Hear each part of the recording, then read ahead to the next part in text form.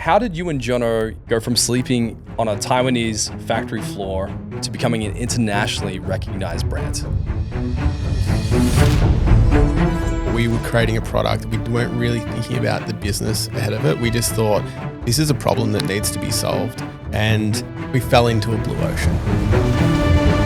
Can this bottle allow you to have water on top of a mountain? So you can stay hydrated in more ways through your normal lifestyle. Recently in your TED Talk, you said that Design is the Trojan horse for environmental change, and design can save the world. Thank you. What's the worst that's going to happen? Let's just give it a crack. But we believed in the idea. You know, we just sold 14,000 bottles. And so we knew that there was a market out there. We just had to double down on it. You're going to have some hard days and you're going to have some easy days, but you need to celebrate the wins. I'm doing this with my best mate as well. Like, this is a guy that I went to kinder with, and like, to be able to share that experience with someone, it's awesome. I wouldn't have it any other way. If founders knew the real cost, complexity, and chaos of manufacturing, do you think half of them would still launch?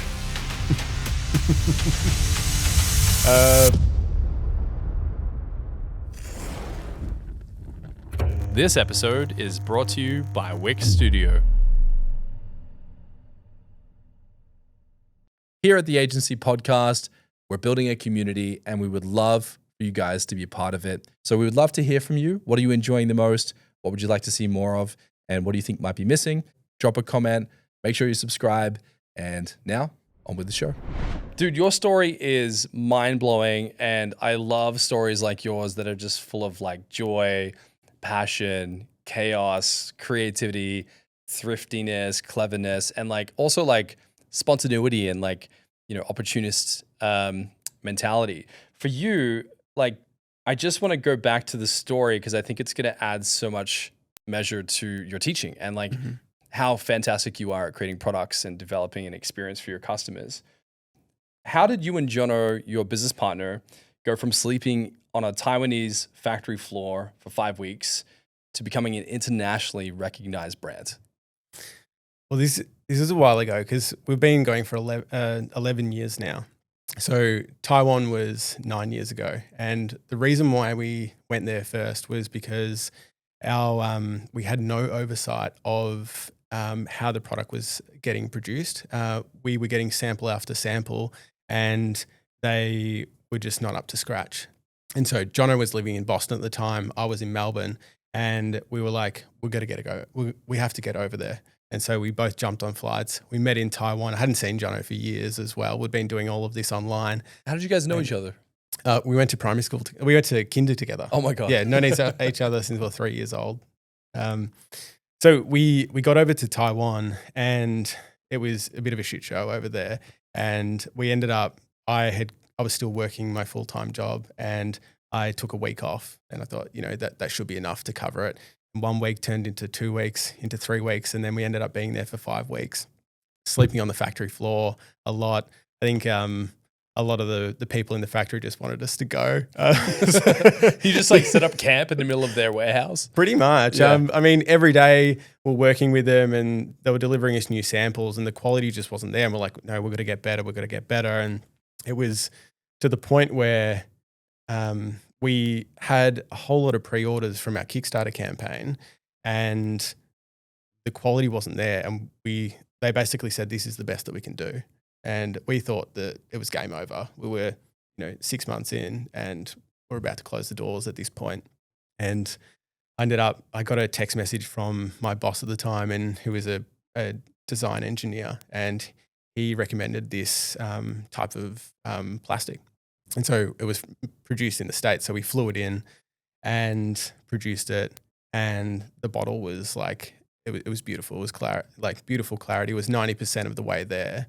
And we thought, okay, we're finally going to be able to make this product. But that journey, to answer your question, from that point it really came from Kickstarter. We ran let's go back to like the beginning of Kickstarter, because that stuff is crazy. Like, how did you go from like idea to like, Let's start a Kickstarter, because this is like pre-Kickstarter even being like a big deal. Yeah. Okay. Well, I'll start where the idea came from, because it came from two main frustrations that we had, and one was that I was trying to fit cylindrical water bottles in my bag next to my laptop, and you just end up with a huge bulge. And so I really thought about what are all the items that we carry in our bags these days, and most of them are flat. It was laptops, books. When we carried books, it's we did back then, not so much these days. Yeah. But yeah, and there just wasn't any bottles out there that were really optimized for transportation. And so decided to merge that with the international paper size system, so that like the A5, A6 paper size system, and produce a bottle that was the shape of a book, basically. So it fit perfectly in your bag or in your handbag or in your back pocket. So nice and slim. And so it was really like fixing that pain point. And then the other reason was single-use water bottles, and it was a huge issue. There's 480 billion single-use water bottles are consumed every year, and That's so many. It's heaps, and it just keeps on growing as well. And so these two frustrations came together to basically become the Memo Bottle. And from that, Jono, my business partner, he's a chartered accountant. I was a product design engineer, and we decided, all right, let's give this a go. And but actually, before that, I presented the idea to him over Skype, and he just really didn't give me much at the time. I presented to him. I was like, "How about this idea?" Like, pitching ideas to him. You're like, "Dude, I hate the bulge. Like, what do you think of the bulge?" He's like, "What are you talking about?" He gave me nothing, and then it wasn't. He slept on it. The next day, he's like, "All right, let's do it." And we had no money behind us at all.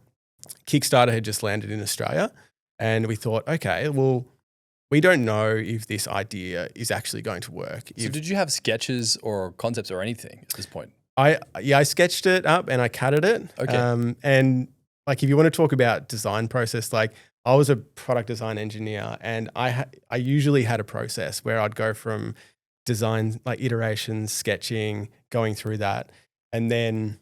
But this time I didn't. This was the very first idea that came up, and I just sketched it, and it's never changed. It's just So it's just still the original sketch. It's just the original sketch, basically. Which is a one-hit wonder, dude. Yeah, I mean it's pretty it's pretty rare, but it doesn't usually work like that. James Dyson's out here like on his 10,000th design, and you're like, dude, sketched it, nailed it. Yeah, what are these iterations? What are you talking about? No. So you had a sketch, and then you did like a 3D model in CAD. You jump on a call with Jono on Skype, pre-Zoom days, and then you're like, dude, check it out. Yeah, showed him the concept, and then the next day he was like, let's do it. We had no money. We didn't really know if this product was going to resonate, because there wasn't really anything like it in terms of a really aesthetic flat water bottle. And so I thought Kickstarter is the perfect way to do it. It's like market research at its finest. You can put your idea up there and it'll sink or swim, and you essentially have not lost much money apart from putting it into a video or into some nice imagery. So we're like, okay, cool. Let's launch this in 4 weeks. No worries. Bit ambitious. 4 weeks turned into 9 months. And the reason it took 9 months was because I think we fell in love with the process, and we fell in love with just making sure that we honored the idea. And so we wanted to make sure that it was all right. And so it took us 9 months, and we launched on Kickstarter. And to give a bit of context as well, we had 100 followers on Instagram. We had, I think, like my mum and like his parents were like on our mailing list. Like we had nothing behind us, basically. And like a 3D AutoCAD sketch. Yeah, and that's about it. Yeah, that was it. I mean, we took the time to produce a nice video. We had a photographer take some nice shots. So the page that on Kickstarter looked pretty well. And we were obsessed with like Simon Sinek's Know Your Why at that time. And that was really pivotal to us, just learning about storytelling and about trying to not just talk about what the product is, but what it allows you to do. And so we tried to bring that through into the campaign. And that was just a really pivotal moment for us that has sort of come through to this day. But we essentially we pushed go on the Kickstarter campaign. We just sat there. We cracked a beer over Skype because Jono was back in Boston, and I think it was like he was about to go to work as well. So we're just waiting, and then like 5 minutes went past, and like the first sale came through, and like I think like any e-com founder would know that feeling where it's just like so amazing when you get that first sale, when you never really know if that idea is going to resonate. And just getting that first sale was like, all right, we're on here. And then next sale came. And then the next day we ended up getting picked up in a whole lot of publications. And I think because Kickstarter was this like kind of spicy topic at the time, it was super exciting. And so it just kept getting picked up. And we ended up at the end of that campaign, we sold 14,000 bottles. Oh my God. To 6,000 backers in 72 different countries. And so this is without spending $1 on ad spend as well. It was crazy. And by the end of the campaign, like we got scared because we didn't really know if we could produce the shape. We had spoken to manufacturers. They had sort of given us a bit of lip service and said, yeah, sure, we can do that. That's manufacturable. No worries. I was a product design engineer and I was like, yeah, it should be good, you know. But there's only so much you can go. Yeah, it's a sound concept. So before we move into like the manufacturing and the 14,000 units, like take me into like that moment. Like how long was that campaign between like hitting go and then getting traction? And also like were you getting your product was getting picked up in like press, right? It was, yeah. Yeah. It was. It was a 30-day campaign, and our goal was to raise 15,000, which wasn't, like in hindsight, wasn't enough to to get us there. We kind of thought that we were going to produce 500 bottles at the time, and we just didn't. In our heads, we weren't even really thinking about starting a business. We weren't even thinking about starting a brand. It was just let's put this idea up there, these bottles, and just see if people like them. Yeah, you know, it was such a simple thing. We'd worked so hard up until we pressed go on that campaign, but everything after that, we hadn't even had the time to think about it. And so when we sold 14,000 bottles, like in 30 days, with no ad spend. I was just like, I didn't sleep for 3 days. And the product didn't exist yet. Yeah, it didn't exist. And to make it worse, like this was in August and we promised everyone that it was going to be delivered by Christmas. Oh God. And like, that's insane. Yeah. And so we didn't deliver by Christmas and we ended up delivering about 9 months after that. But that in itself was a lesson where we had like 6,000 backers, you know, wanting updates on the product every day. And we were getting, I wake up every day to like 30 hate messages or just like people saying like, you guys are frauds. There was a class action, the threatening class action lawsuit against us. And John and I, we took it personally. Like this was our first exposure to, it was our first exposure to like the online trolls, et cetera. And it took its toll. We really didn't know how to deal with it. And then we dialed it back and we stopped actually giving our Kickstarter audience updates. And that just made it worse and worse. And we kind of learned from that the key is you need to be transparent with your customers. And that was just like such a solid lesson to learn at the start. So you guys were really proactive. You didn't put your head in the sand. You were dealing with this front on, dealing with the threat of a class action. And 30 days prior, you were cracking a beer and just hoping you could sell something. Pretty much. So here you are, 14,000 units, hate mail, threats, tons of emails. You work a full-time job. Yeah. So does your business partner. Like, what was your world like at that time? Like, take me into like, how were you feeling? What you were experiencing? What was happening around you? Well, so I was a product design engineer and I was working at a consultancy and I was a few years in, but I'd just been put on I was the lead designer on a product. I was just like absolutely loving my job at that time. And so I was really busy. And so I would work that full-time job, and then I'd come home, and then I'd start Memo at like Memo Bottle at like 6 p.m. and then just work, crossover with Jono. And we're just trying to keep it moving as quickly as possible. And then it just like with the manufacturing side of things, we just had no oversight whatsoever. And that's when we had to get on a plane to get to Taiwan. So how far in was the decision made to actually fly to Taiwan to deal with this face-to-face? I think it was, this is 11 years ago, so I'm trying to remember, but it was about 3 or 4 months after we had finished that campaign, received the funds, started tooling, and we had started getting the first samples from the tooling, and they just weren't up to scratch. And they basically said, this is the best we can do.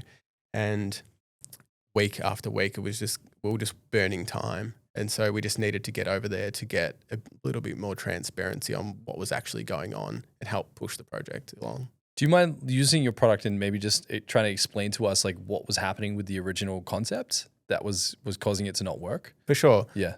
Yeah. So this one's the stainless steel. So the first one that we kicked off with was our transparent plastic one. And we were having issues basically because it was so thin. So we designed this bottle like to be as thin as possible so that it would fit in your bag really nicely. But what would happen was the plastic would get, so it was extruded blow molded. It would come down and the plastic would stick to its walls, like stick to each other basically. Oh, okay. Like in the middle of the bottle. Yeah. Yeah. Because it was too thin and it wasn't able to like force the air through it, and it would just like stick together. So the way I understand it, it's kind of like blowing up a balloon almost, like you're trying to create this like plastic sack and then blow air into it. Pretty much. To a shape. Yeah. Okay. Yeah, that's right. And the other issue was we had like this design was incredibly transparent. So we wanted it to look like glass as much as possible. And so we needed to achieve that. And what we were getting was a milky, like bubbly kind of surface finish of this product. And it looked horrible. And so one of the challenges was like, we finally got a functional product. But it was still like milky and we couldn't get that transparency. And that was when, we ended up getting that additional bag of material in to come in and save the day basically. So the middle of the product was where the problem was. And then you had to work with the manufacturer to figure out how do we create a bottle that can not look milky, but also like hold its shape. Yeah. Yes, that's right. Yeah. Okay. And then like, what was the fix to get it to work finally? Well, there was a few things. It was definitely the new type of material, and that had different mechanical properties. And then there was some like different surface finish on the bottle as well as venting. So what we tried to do was suck the air out of the tool on the outside of the bottle to sort of bring the outside walls and get it to stick to the outside of the tool before it actually stuck to itself. Okay. And so there was a lot of engineering that went into this. It was a wild time. So they'd never done anything like this before. And I would imagine you're trying to get like a seamless, clean, cool, modern aesthetic. Why was the design so important and not just the function of the product? In terms of the design, what you put on Kickstarter, that is what people back and that is what people expect to be delivered. And so there was a big part of me there that was just like, we need to honor what we have put on Kickstarter and what we've promised to our customers. Clients want it all. A slick-looking website that can run their business and scale with their success. Wix Studio is built for that. Plan out your client's whole site in seconds with AI-powered site mapping and wireframing. Then when everyone's on the same page, jump into the creative, starting off in Figma or in the Wix Studio editor with super precise layouting tools like Grid, Stack, and Flexbox. Go above and beyond the brief with no-code animations, custom CSS, and built-in business solutions. And make your whole vision responsive in a click. And there's zero need to break a sweat when clients grow fast. A dynamic CMS with global design settings and reusable assets lets you turn one page into hundreds. Design smoother and deliver sooner. go to wixstudio.com. And what was the legal implications with the platform to raise the capital? Like, was the platform like threatening you guys in any way? Like, was there any issues like you having to send the money back? Like, what was that like? Well, that's the interesting thing about Kickstarter is that there aren't stringent legal implications on the people that have run the project. So if we had shown that we had tried our best to make the product, get it to everyone, and we failed, then that's it. And there's no legal implications. But it just wasn't something that we were comfortable doing, because I just can't imagine like coming back from that, taking 6,000 people money and then like, trying to start another business down the road. Like it's just not something that we were comfortable with. So you got the permission from your boss to fly to Taiwan for a week, and then you end up there for 5 weeks. Like, what happened? Because obviously you're stressed out about getting this product into, the customer's hands. They're not getting the quality outcome that you want. Like, what's going through your head? How are you like, nope, we're going to double down. I'm going to sleep on this floor here until we get it done. Like, take me through that experience. Like, how did you guys wrestle that situation, deal with your boss back at home to make sure that you got the outcome that you wanted? It was an incredible amount of stress at this time, because there was such time pressure on us, and we just didn't know if we could actually get there. And so just dealing with that stress was a really new thing for both John and I. I don't think we'd ever felt stressed before. We were just like pretty cruisy, surfy guys at the time. and it was just a whole new world. And so, yeah, when we arrived in Taiwan, we had been presented with these products, and each day the hospitality was amazing. They would take you out to lunch, and then they would offer you beers, and then you'd have a great lunch. And then after the beers, they'll come and present you with another round of samples and say, how about this? Is this good enough? Is this good enough? And they pick you up and then they're like, sign the contract. Yeah. So we quickly learned that we needed to dial it back at lunchtime and just like, stay off the beers. But yeah, that process, the day by day of just trying to get this product out there was incredibly challenging. And then what was the moment where you were like, oh my God, it's worked. Like, we can get this shipped out. Like take me through the win, and how did that felt to finally have a conclusion to like, okay, we've figured it out. So we had sunk like $60,000 of the money into tooling, and we didn't have enough money to pay everyone back. And so it's basically, we needed it to work. And so when we got that new bag of material flown in, and we ran that as a sample, and we could see that we were like 90% of the way there, just the stress just started to lift off, and we could see the light at the end of the tunnel. We knew that we were going to get there. But from that point, it was still another 5 months until we actually delivered the product, because we had to go back home. There was additional rounds of samples. And, if we're in Australia and we're producing in Taiwan, and, you get a sample, and then they've got to express post that to you, you check it, you sign off on it, you express post it back. There's just like week after week, you burn time after time. So it's a challenging one. And then was there a certain point in this journey where you're like, holy crap, like, we got to take this really serious. I've gone from having a crack at this, flying back and forth and getting the product to work. And, at what point were you like, we got to go all in? I got to put all my time, energy, resources into like properly building this business?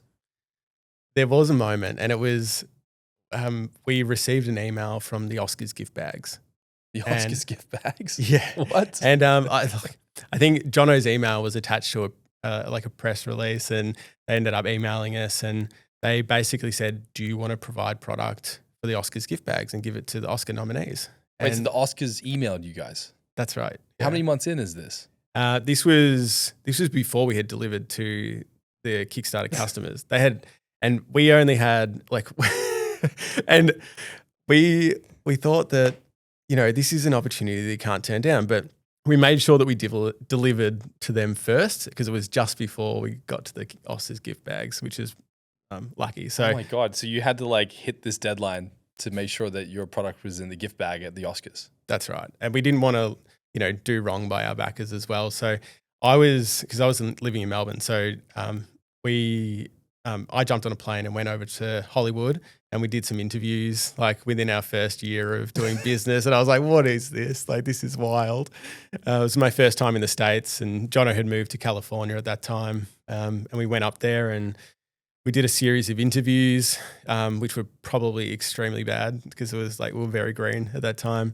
I remember we went out for lunch after that, and we sat down and we just didn't say anything for the entire lunch.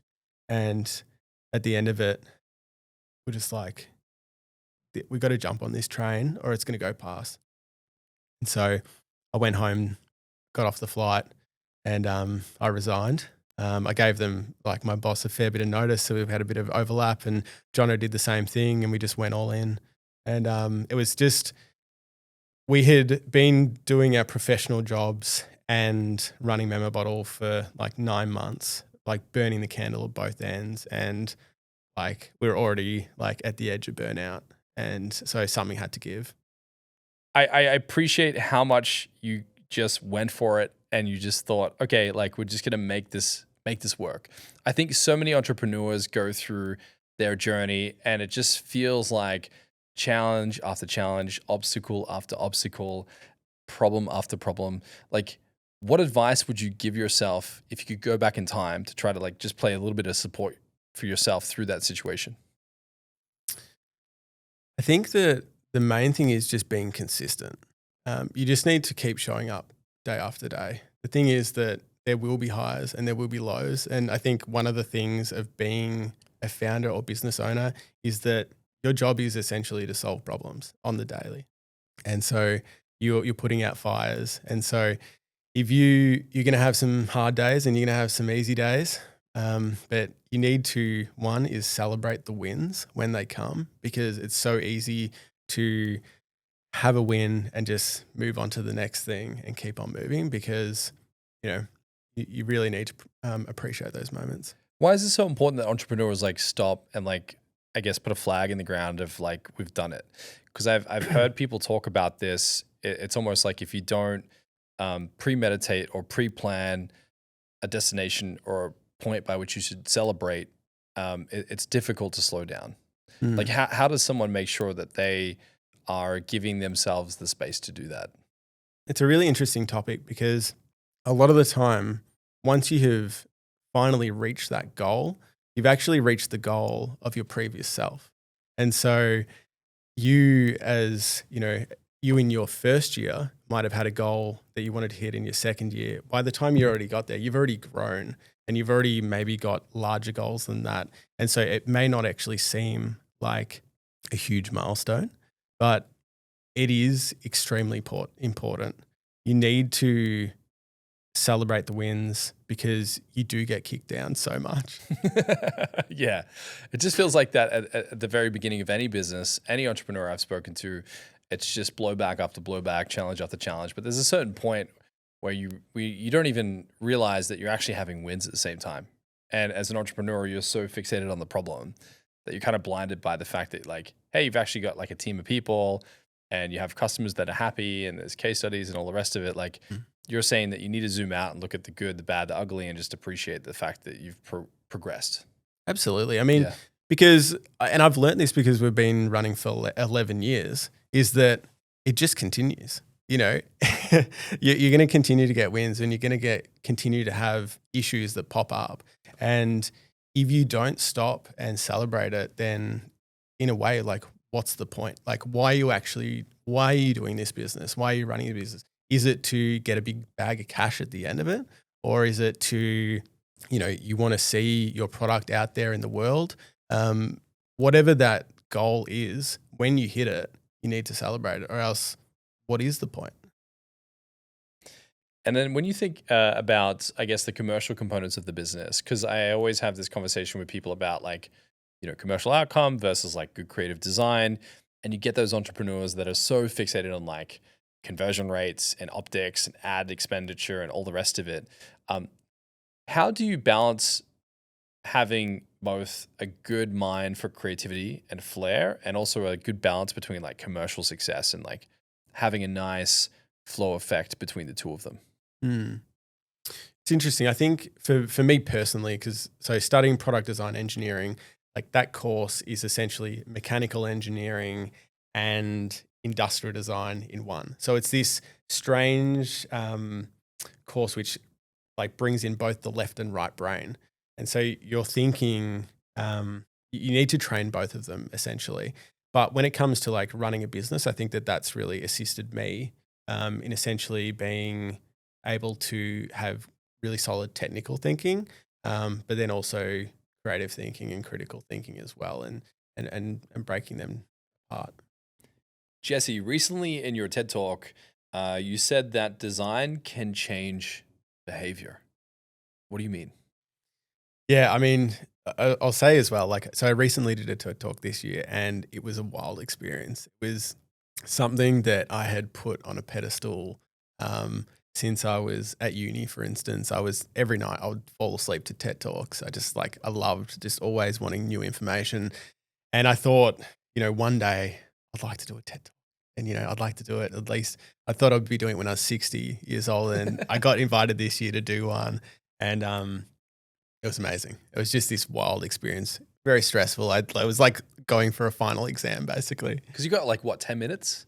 Yeah, 10 minutes. It's pretty stressful. You're like, man, how do I make 10 minutes amazing? Yeah. And like, I had done a bit of public speaking, but I think I just I wanted to nail this one so badly.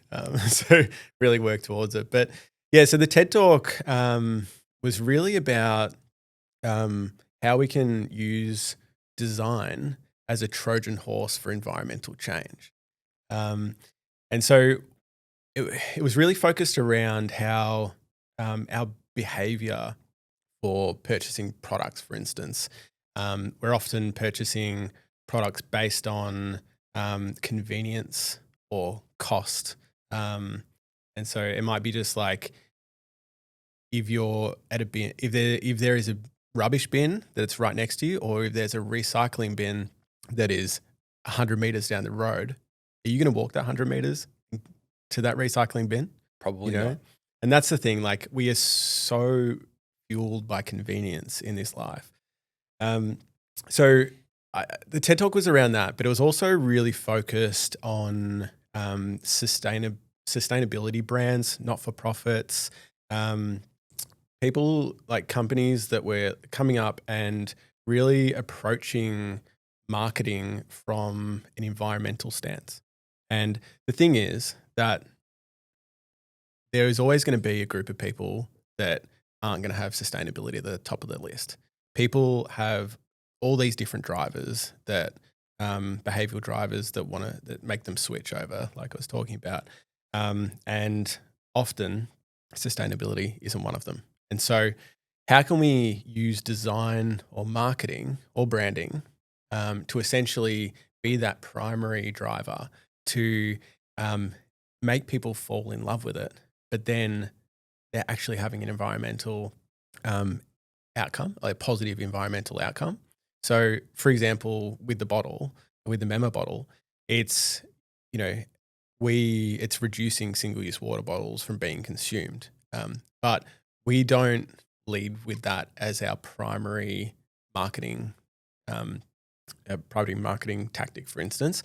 We let the bottle speak for itself. We use the USPs of the bottle, the fact that it fits in your bag and all that sort of thing. But by using our bottle, you're actually having an environmentally beneficial outcome. And so just trying to talk to some of these companies like, okay, what can you offer with your branding or your product to really make people fall in love with you and use your product and still have the same environmental outcome? There is an element of education there, like you do want to educate, but sometimes it still doesn't need to be the primary to get people over the line. Yeah, you make a good point because so many people focus on making their message so loud and obvious and overt. You're talking about doing it subversively. Yes. You don't have to talk about it. You don't have to say it, but you can influence the outcome. Yeah. And another example of this is the electric car industry. So it wasn't that long ago that people only purchased electric vehicles based on sustainability.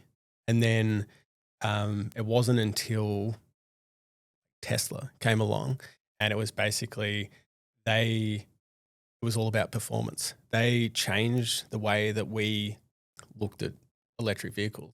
They were faster, they were sleeker, and all of a sudden, the people that were like wouldn't buy them were actually lining up and wanting to purchase these. And it wasn't based on the sustainability, environmental impact that these cars would have. It was based on they had changed the image of an industry, of a whole sector, and they came in for performance basically.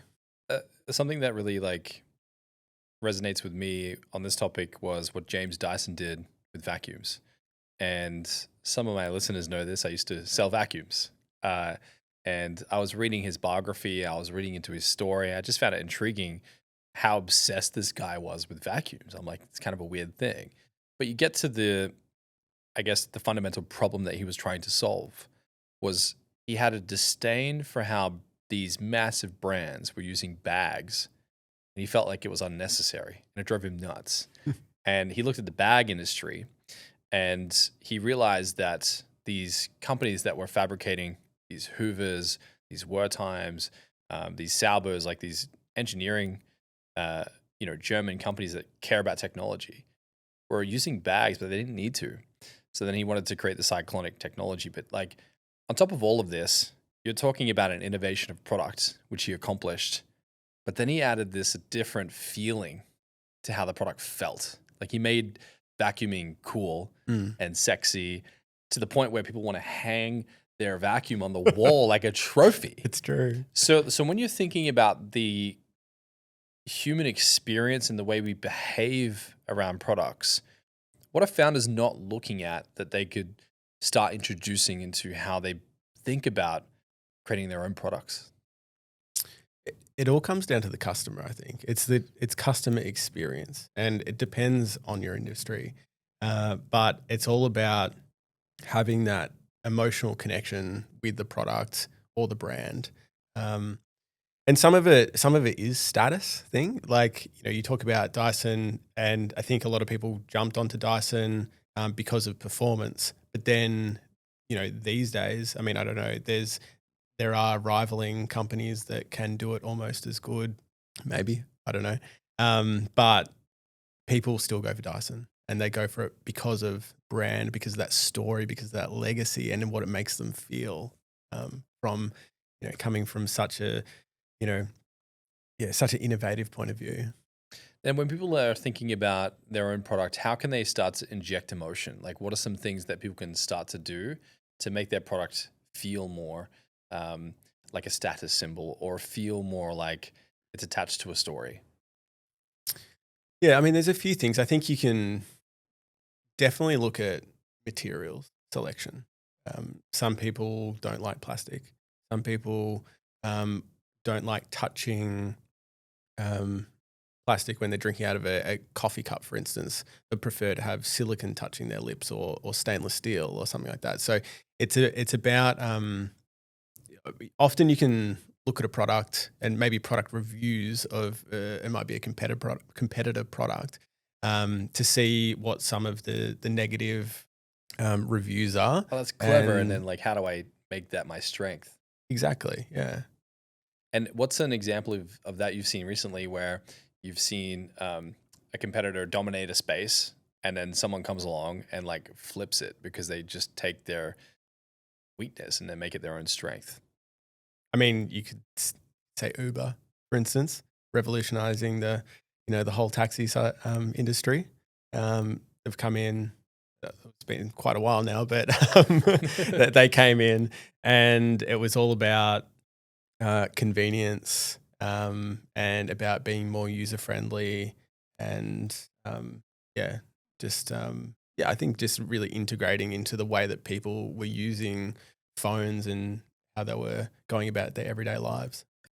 And then when you're going through and you're thinking to yourself and you're, explaining yourself, going through, like, I imagine you at like Kmart or like a supermarket seeing products. Like, where does your brain go? Like, if someone's like trying to do this for themselves, like, I want to innovate, I want to create a cool product. What are some of the things that they should look for to think about how they might be able to enter the product market? I mean, a lot of it's just speaking to your customer. So you can walk down the aisle and you can see, I don't know, it might be lip glosses or something like that. It might be, any sort of product. And you can just see, are they speaking to their target demographic, or is there actually a demographic here that isn't actually being served? And how can I do that, especially these days with TikTok and just reaching Gen Z, for instance? There's just so many ways that products currently aren't serving that market. I just feel like most products aren't cool. Exactly. Yeah, that's pretty much it. Yeah, like me and the team were like going through like products recently, and we're like, peanut butter, not cool. Like this thing, not cool. Cordial, not cool. Like, how do we just make stuff cool again? Yeah. Because I remember when I was a kid, cordial was cool, peanut butter was cool. Everything just feels mundane. It feels like there's such an open market to like reinvent things that are kind of just become invisible. Yeah. And I think when you do that and you're walking down the aisle and you're thinking about making something cool, it's like if brand is your only differentiator, it can that can be enough, but it can also be challenging.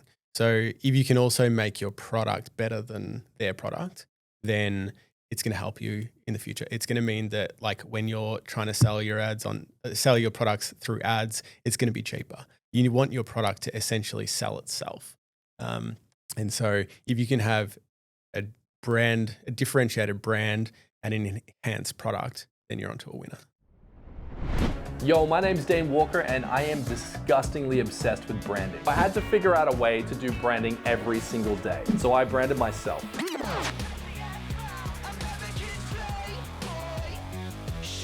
Then I started my agency, Rival.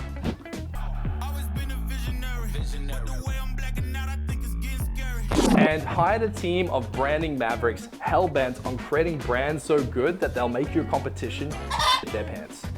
So here's the thing, you want your brand to go viral and Rival makes brands go viral. That's why we're offering you a free 30-minute branding session to get an expert's opinion. If you don't believe me, the proof is in the pudding. Here's what clients have to say about Rival. Rival is trusted by brands like Nutrition Warehouse, Light My Bricks, and Vumi. So if you want to absolutely smoke the competition and make your brand go viral, hit the link below and book in your free 30-minute branding session. Now, you speak a lot about differentiating yourself in the market. And the way I understand this is like, just don't do what everyone else does. Like, look at what everyone else is doing and do the opposite. The bottle market was like a red ocean. And for our listeners, there's a great book called Blue Ocean, and it talks about how there's contested portions of the market. So if you think about a red ocean, there's a lot of blood in the water. Everyone's fiercely competing over producing another water bottle brand, right? So you have Chile, you got, all these different brands like Yeti, etc., bringing out new water bottle brands. So you would debate it's a very contested, very competed for, fought over market. How did a simple shape change and create a blue ocean all of a sudden in a market that everyone would debate isn't worth trying to get into? To be completely honest, we fell into it. We fell into a blue ocean. As I said before, we were creating a product. We weren't really thinking about the business ahead of it. We just thought this is a problem that needs to be solved. And all of a sudden, we're within the red ocean of all these competitors, but we've got our own space. And there were no other products out there that were really aiming at fitting a water bottle in your bag. And to be honest, even to this day, there really aren't, apart from, a few copycats, it's like there aren't any huge brands, fully fledged brands that have a slim water bottle like us. And it's probably because they're really difficult to produce and people probably aren't stupid enough to go and do it. So, because it takes too long. But yeah, we fell into that. And I think like that was great for us then, but how can you protect your brand going forward? Like what if Yeti comes out with a product similar to us, gets around our design patents and does that tomorrow? What's that going to do to our brand?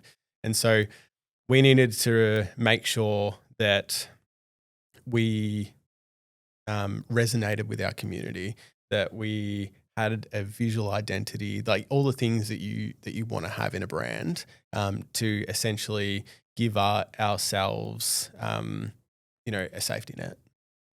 Now, something I love that you guys did was rather than, leading with the, you know, doing good for the environment message, you positioned Memo Bottle in design stores and art galleries instead of like eco stores, for example.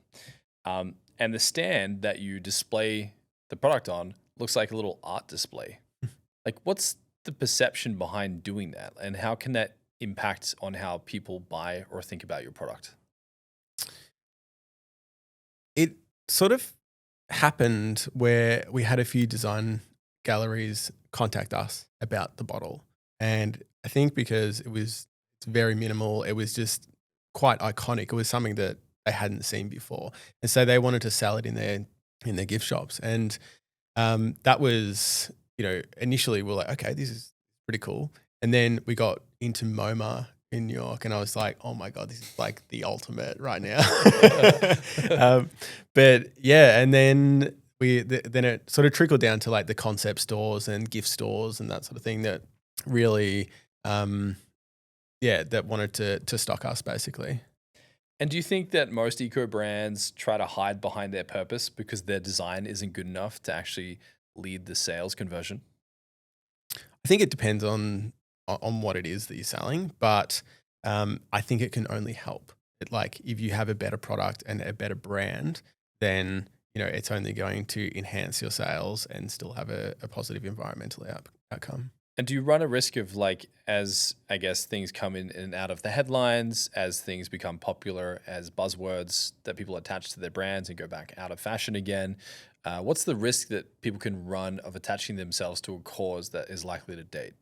I think it needs to, like, whatever you align your brand with needs to be something that is a core value to the brand. And it can't be something that's, fleeting. I think it should be something that you have had, like, it's part of your vision, it's part of your mission statement, and it goes all the way through.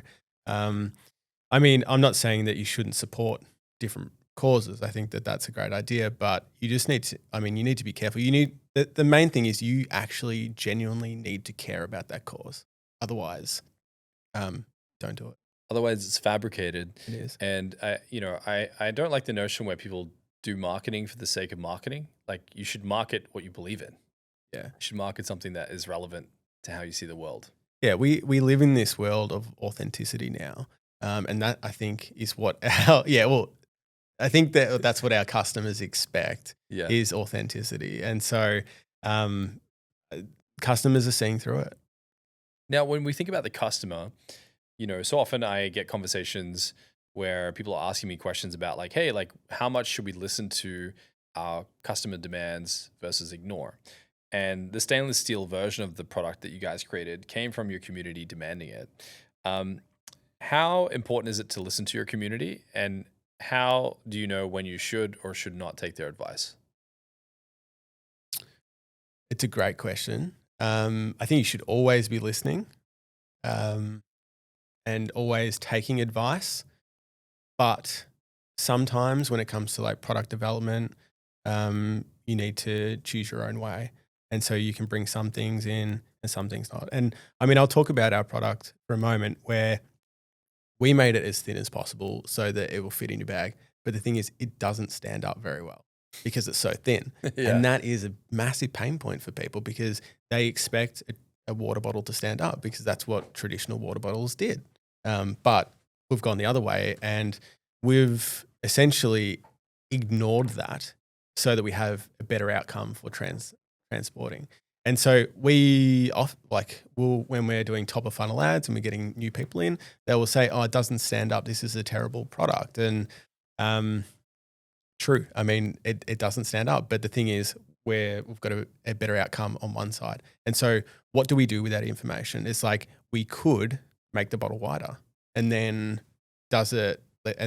what is our product actually doing? Is it, it's chunky, doesn't fit in a bag. It's this very, very huge rectangular bottle. And so sometimes you need to stick to your guns and just believe in yourself. But I think you always need to be listening to the customer and and just see if there's a big undercurrent. And it also helps with idea generation. Like often we'll put out a survey to our customers and say, hey, what product do you want next? And we'll just get a whole lot of like random products getting thrown in there, and it just helps with our idea generation. How do you tell the difference between a passing trend and a true market behavioral shift?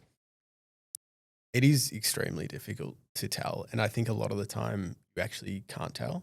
That's the best advice.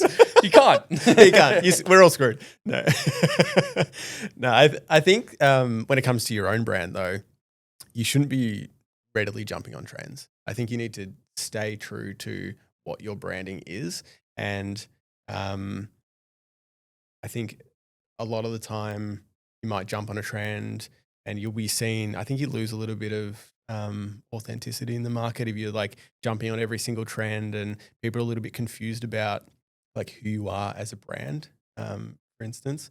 So I think once you start to see a solid undercurrent of brands picking up something, or a big shift from like customer, from customers, then I think that's the time when you start to see an actual shift in market behavior.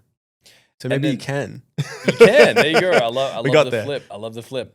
Now, do you think that the notion of a product market fit is an overrated concept for people entering the product space? No, I think that what it comes down to is the main thing is that this like, are you solving a problem? That's one of the biggest things. So maybe rewrite that rule of like, is it a product market fit? And ask the question instead, are you actually solving a problem? Yeah. Are you making people's lives more convenient? Are you fixing an issue that they have? I think that's like, if you are looking to build a brand and start a brand, then I think that's where you start. It's like those pain points. And it goes back to the 10 rules that we're talking about. It's about advancing, about making things more useful. It's about innovating. Like look at Dieter Ram's 10 rules, and that is essentially your product market fit right there. If you can solve them, if you're making those things better, you've got a great story to tell. You've got a great product. And I like what you're saying there about not necessarily just solving like a physical problem. It could be an emotional problem or a tribal identity problem. So like you were saying, lunchboxes aren't cool. How do we give someone a sense of status to go, yeah, I got the coolest lunchbox in the fridge? So you can also solve a psychological problem. 100%. And just like even a problem could be what we're talking about, walking down the supermarket aisle and seeing a product that isn't cool, then, make it cool. And you are solving that problem for that customer. You are essentially creating emotional connection with that Gen Z customer. What does a product need to have to become something that people like to talk about, like a status symbol, like a Frank Green or so on? I think that from a pure product point of view, it needs to be different. It needs to be something that people haven't seen before. I think that from a branding point of view, if you want to talk about Frank Green, like they have solved a whole lot of different problems with their product from what was there before. They did like a triple insulation. I'm not going to do an ad for these guys. Hold on. But they solve problems, and then they have then resonated with their customer. They definitely led with design. Same with Yeti and what you guys have done.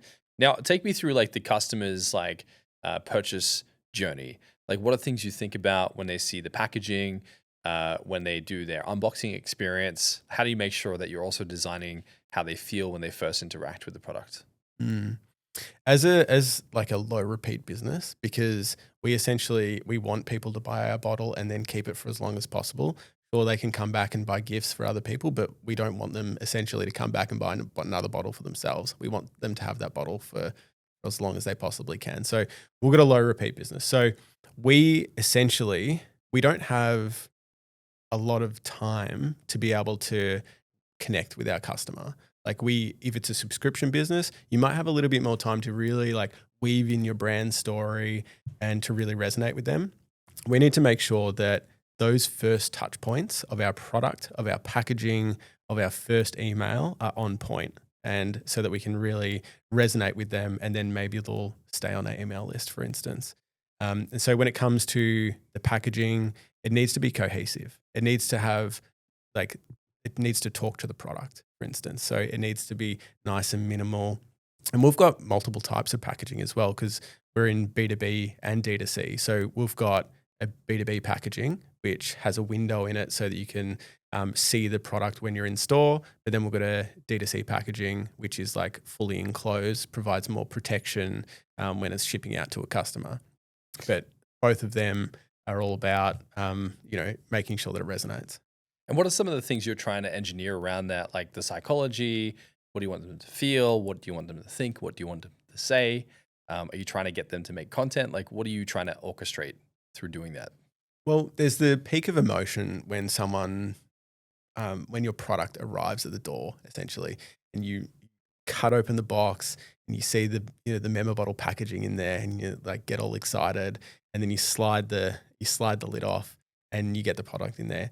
And so at that point, it's such a good time where you can ask someone to produce some social media content, for instance, or write a review. And so trying to engineer ways that you can send out an email so that you're like, hey, I've seen your products arrived, like, let us know what you think, and trying to think of like, when are those peaks of emotion that really resonate with the customer. So just doing that through your packaging, you can, like, sometimes we might offer some accessories that they might want to enhance their product. It might be the desk stand, or it might be like some different colored products so that they can, elongate the life of the product, essentially. And when you think about like those little touches, like what do you ask them to do? Is it more valuable to say, hey, take a photo and tag us? Like, what are those activities you try to encourage? Well, some of them are the strong sell and some of them aren't. So some of them are more about like, this is a great opportunity to allow someone to fall in love with a brand. And so it might be just having your brand story on your product so that when they're like looking at the packaging, often people will pick up a box when they get it and they'll read every single side of your box. And so what do you want to communicate to them? And what do you want them to read? And so you can have your whole brand story on there, your origin story, and people can really fall in love with the brand. So you can go that side. So hopefully then you have a customer for life or a long-term customer. Otherwise, you can go the hard sell and you can say, here's 20% off an accessory, or hey, how about you make social media content and we'll share you on our story, etc. And so it's like, it's the right time to do it in terms of peaks of emotion, but it depends what your outcome is that you want. And you don't want to go obviously too hard on the hard sell. Yeah, you always feel a little ripped off when the product arrives and nothing is really exciting about it. It's in like a bag, you rip the bag open, the product's sitting there, you're like, man, this is like kind of underwhelming, you know? Yeah. And I think it's just those low, minimal effort touches that can really lighten up the brand and make it feel like an experience. You could crack a joke, tell a story. It's those delightful moments that builds a memory in their head of like, man, the last time I bought one, it felt good. I'm going to buy one and send it to a friend. 100%. Yeah. Have you seen people really suffer and like fail in the e-commerce space by just not really thinking about their unboxing experience? I can't think of an exact brand, but yeah, I think in the past, there are examples where people have just they might sell it so well on TikTok or through their ads, but then the actual execution is pretty sloppy. It's it might come in, the box is all dinted and because it hasn't been protected properly, and you just sort of like, oh, this doesn't quite have that premium feel that I was feeling on the website. So when you're thinking about being, environmentally forward, what should someone look to do with their packaging? Like, how much money should they invest in the packaging and the unboxing experience? Like, is there a way of approaching that where it becomes, too much or too little? Yeah, there's there is a line there, and it depends on what the outcome is, I believe. I think that it also depends on how long your product lasts for as well, or if it's a repeat product. But I think you always want to be designing as minimally as possible, but you also need to consider that you need to protect that product when it's in shipping. So you want to make sure that there is enough packaging there, so that it doesn't get damaged. But then you want to have a beautiful experience. So I think just being mindful of the amount of material that you're using, and then also making sure that you're using environmentally friendly, like recycled cardboard and those sorts of things. They can cost you a little bit more, but people appreciate it, and people do know as well. You can get the certifications that you can print on your product that this cardboard was recycled. I think that only makes people fall in love with your brand more because you care. And for those that have products that are like rarely a repeat product, what are other things that they can do to then bolster their business or make sure that they can survive the long haul? So for us, we had our Triton plastic range, our original range, and we were just finding this is extremely difficult to get people to come back and purchase again. And so we're also having people that had their product for 3 years, and over time, depending on how you treat your product, it can get scratched, for instance. And so we wanted people to like fall in love with their product and keep using that product because it was really functional. And so we came out with colorful silicone sleeves and colorful lids so that they could essentially come back and purchase again, which is great for us. But then they actually are using the actual bottle for longer as well. So they're buying an accessory or an outfit for their product. Pretty much. But it means that they will use it for longer. And so the actual, the overall embodied energy is better. And how has like founder-led content about your story and what you're doing day to day, and how you're telling your story, how is this strengthening your brands? It has made such a difference. Like founder content, we weren't doing it up until a year ago, and now we've just gone. We embraced the cringe, gone straight into the founder content, and it's made such a difference. It's like I think just people want to know. We had a very clean aesthetic for our brand, and it was really hard to see like who is actually behind this brand, what's their personalities, what's going on here, and so by us telling our story. By us getting behind the camera and introducing a new product, it really helped to resonate. It's been a lot of fun too. No, I love that, man. And now, if we look at like how you manufacture a product, and for those that are looking to, one day be in your position as a founder and they want to make content, they want to make a cool product, you've said that tooling will always take longer and cost more than you think. For a first-time founder, what's the real multiplier that they should add when they are thinking about the timeline to getting a product to the market? I think it depends on the relationship that you have with your supplier and how honest they've been. But I think with the very first production run, there are going to be errors and iterations. So you might, for our bottle, for instance, like you might produce the mold, and then you've got you get the first samples and there'll be something wrong with it. And so then you need to do some tool changes, and knowing how many iterations there are, it's very difficult to tell. Like we're actually producing a titanium bottle at the moment, which is going to be, it's like $200 bottle. It's very expensive, but it's just this bottle that's going to last forever. And we've had the same thing. Like even though we've produced this same shape before, it's like we're working with a different material, and we've essentially had to learn to walk again. And so we've just had, like we're trying to weld on the bottle, and we have to weld at a different frequency.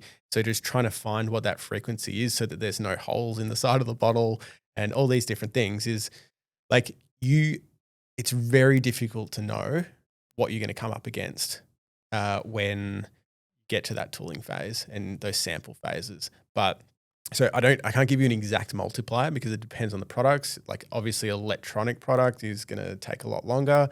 But you need a buffer. Often we will, whatever we get quoted from a manufacturer, we'll times it by 2. So at least double it. Yeah. At least. Now, what are some of the problems you can only solve by being on the ground with the manufacturer that you can't really replicate by doing from home? I think there's a big part of it is actually just having a relationship with your manufacturer. It's very difficult to do it online, and to have a true understanding of what you're wanting to get out of the product. Like you can send your engineering drawings or your CAD files over there and say, this is what we want. We want to produce this product. But you might have certain just ways that you want it to look, or the texture changes or anything like that, or a certain premium feel that they may know how to do. So I think like getting over there, if you're producing, say, for example, in China, to go over there, meet your manufacturer is very important. It also saves a lot of time. And so as an example, if you're getting samples, they get express posted back to Melbourne or to Australia and back and forth, and that just eats up a whole lot of time. So if you can get over there, resonate with your supplier and be on the ground to receive samples and really in real time communicate the changes, it's only going to help. And when I think about that relationship, I can imagine they're trying to run a business too. They've got employees, overheads, bills, equipment, things that they're probably stressed about, families, mouths they need to feed. What else can you get from creating a true connection with the manufacturing team? A lot of the time it's honesty is a huge one. I think that if you are able to communicate what your growth plans are for your brand, what you're trying to hit as your goals, as your volumes, then they might jump on board with that. And some of the outcomes in that can be better payment terms. Often like better payment terms, for instance, can come from being with a supplier for a long time. They want to see trust. They want to see that, you're not going to be a one-hit wonder. And so it can be difficult to get good payment terms at the very first production run. But if you can show them that, you have a proven product, you've got a proven market, then that can certainly help. If founders knew the real cost, complexity, and chaos of manufacturing, do you think half of them would still launch? Probably not. Probably not. And I think that that's kind of the beauty of it as well, is that I think if any of us knew what it was going to actually take to run a business and run a startup, then maybe we wouldn't get into it. But would you actually, at this point in time, do it any different? Like, I think, yeah. I mean, it's kind of good. Like for us anyway, we got thrown in there. We did want to get into that world. We got thrown in there, and then there's no turning back. Like it's like your backups. You just got to keep on going, and it's fun. And how do you separate like a yes man supplier from someone who's like a good fit as a business partner? There is nothing better than word of mouth, I find. It can be a bit restricting because you need to know other people, but people are certainly more willing to help than you think. You can approach someone who is producing a product, as long as yours isn't invading on their space, then they might be willing to provide you with the name of their supplier, which can be really helpful. But I think you got to be really careful of lip service, where people will just tell you, yeah, we can do that. That's no worries. Or they might even give you a quote for a product.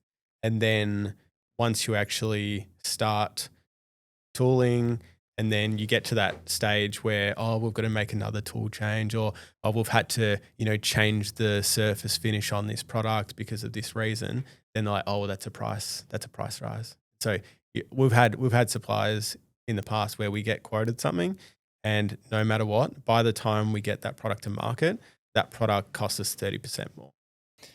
And do you think like with the supply chain and logistics and this entire operation that you're trying to run between the supply partner that you're getting to know, and you've got language barriers and cultural barriers, etc., do you think that founders should be obsessed with their supply chain, or should they get out of the factory and just focused on the brand? Quality is extremely important. So I think you need to make sure that you have quality, but you can do that in different ways. You don't necessarily need to be working directly with the factory as well. There's certain companies called production partners. And so that'll be a company that has communications with a whole lot of different factories.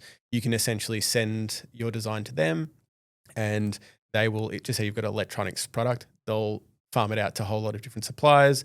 They'll organize the kitting of the product, and then they'll do the quality control as well based on that. And yes, you'll pay a premium. Like you might pay an extra like 7% or 10% on top of this, but maybe that's worth it. Like if you can split your time and then you can be focusing on building the brand and getting more sales in, then is that worth it for that 7%? Probably.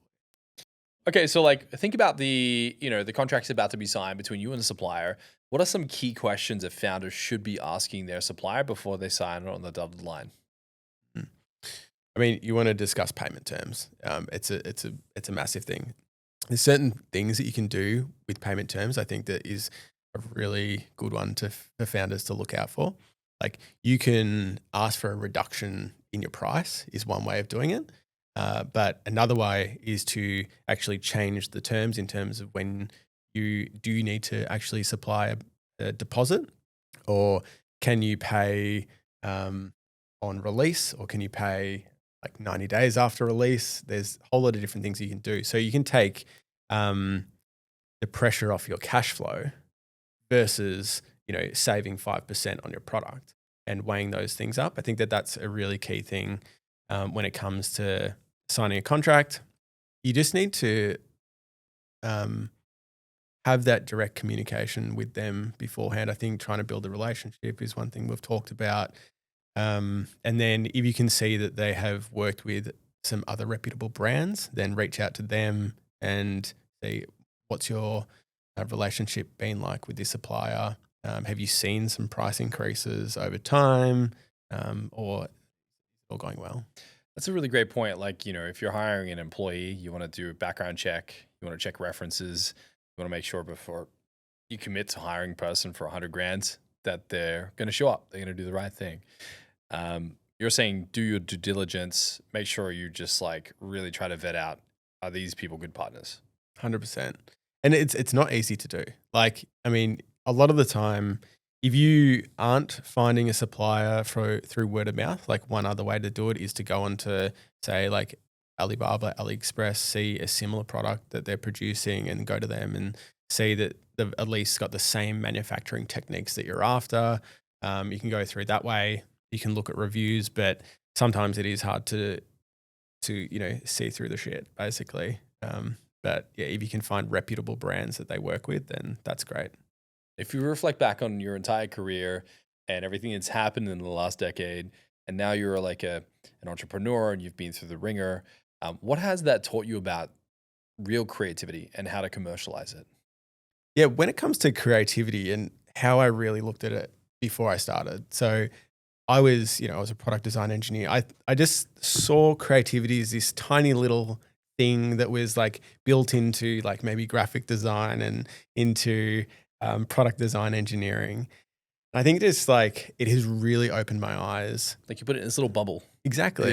Yeah. And it's really opened my eyes to that it is an essential part of running a business, is being able to creatively think and critically think about problems. You can frame a problem and just make sure that you're coming at it from like a whole lot of different ways and coming at that creatively rather than just through a black and white lens is so important. So you're being like really critical, and you might be like, I like it, it's a cool feature, but then you're like, actually, like, what are the problems? Is this adding, back to the 10 commandments? Like you're saying that maybe you're more critical now around how you think or how you create, or you're more thorough? I think my critical process is different. I'm able to not just go at a problem through like a question and answer, just black and white. I'm able to come at it from a whole lot of different ways and look at that as like, is this issue that I'm looking at actually worthwhile even solving? Is it like in the big picture of running a business? Is it actually worthwhile? And then I also like creativity for me is like running a team. So we've got 17 employees, and we've more than half of them in marketing. So we kind of run like a mini agency working on our four channels that we go, like B2B, Amazon, co-branding, and D2C. And just like working with all of our team and trying to keep them motivated, because we're like, I'm a millennial and I'm trying to like, being a millennial manager these days, it's like, it's pretty funny. It's like you're trying to be a nice guy, but then you get to the point where you got to have a serious conversation, and it's this, this really interesting space to be in. But I approach it all with creativity. And I think that it's all about making sure that people are having fun. People are able to do their job and be able to also get the most out of people in certain different ways. It's a weird exchange of energy, because I get it. Like, I've worked for the boomer generation, the Gen X generation. I've worked for millennials. But yeah, I feel like it's a catch-22. We're trying to be better people. We're trying to be more insightful, more curious, more caring, more empathetic. Yeah. But the recourse of that is like less respect, sometimes a little bit less like sense of urgency perhaps, or we could be too jovial or too friendly. But Yeah. I think when you're creating an environment of creativity, there needs to be a sense of play. And I've worked in high performance work environments around sales and marketing. It's a very different energy to like, we need to invent stuff. We need to make it feel like a thing. And if everyone's tense and like, wound up, it can be really hard to create good emotions through marketing if people don't feel good behind the lens of what they're creating. 100%. It's like managing with a structure, but then leaving pockets of freedom within that structure. Not quite there yet. We're like, I'm still working on this to like perfect this, but we're getting there. Yeah, no, it certainly sounds like you're having a ton of fun. It's admirable. Like, what you've created is an exceptional product. It's cool. It's fun. You guys are cool. Your story's crazy. I just love people that just swing for the fences and, chase their dreams enough until things start to make sense. It reminds me of myself, 5 years ago, nothing made sense. And I think so many people in business try to make sense of the journey before they start. Dude, it's going to be cloudy the whole way. And I've said this before, and it's like, entrepreneurship feels like you're driving down like a windy dirt road, and it's dusty, and you have one headlight, and it's 1 a.m., it's pitch black, and the headlight's flickering. And it just feels like at every turn, every second, every iteration, something's going wrong. But that's a part of the sport. It's a part of the game. And I just like how you've just, through sheer grit, like figured it out as you've built yourself through this journey. In conclusion, I have one final question for you. And this is something that we ask every guest, and everyone's answer is a little different. The reason we called it the Agency Podcast is because we want to talk to people that are taking like radical, weird agency in their life. What does agency and taking agency mean to you? Like, why are you so hell-bent on building this brand? Like, what fires you up to keep going? It's a good question. I think agency for me in my life in general is, I often see my life as projects. So I've got certain things that are going on at work, certain projects. I've got my general life. I've got my family life with my son and that sort of thing. And so you can often, it's almost like project managing your life, but you can bring certain people in. So it's like, do I have enough resources to actually effectively do what I'm doing? Then bring in resources to help that. And that might be your mother-in-law coming in to help you babysit or something like that, for instance. But it could be a whole lot of different things. And it's really about just, constructing your life as an agency. I love that. It's like project managing your life. Yeah. But why do you feel so inspired to put so much energy into that? Like, what drives you? It is a pure love for design, and I think a love for branding, which I didn't know that I had when I first started. I was a product guy, and then I fell into the world of marketing and branding and building a business. And I think once you've got a baby, you've got this little idea that's started from somewhere as your brand, and then that's grown bigger and bigger and bigger. And like our brand is almost about to be a teenager at this time. You know, it's 11 years old, and it's just the evolution that it's taken through so many ups and downs through our journey, and just even evolution through different market shifts and things like that is just been really thrilling to see. And I also say, like, I'm doing this with my best mate as well. Like, this is a guy that I went to kinder with, and like to be able to share that experience with someone, the ups and downs and lows and highs, it's just like, it's awesome. I wouldn't have it any other way.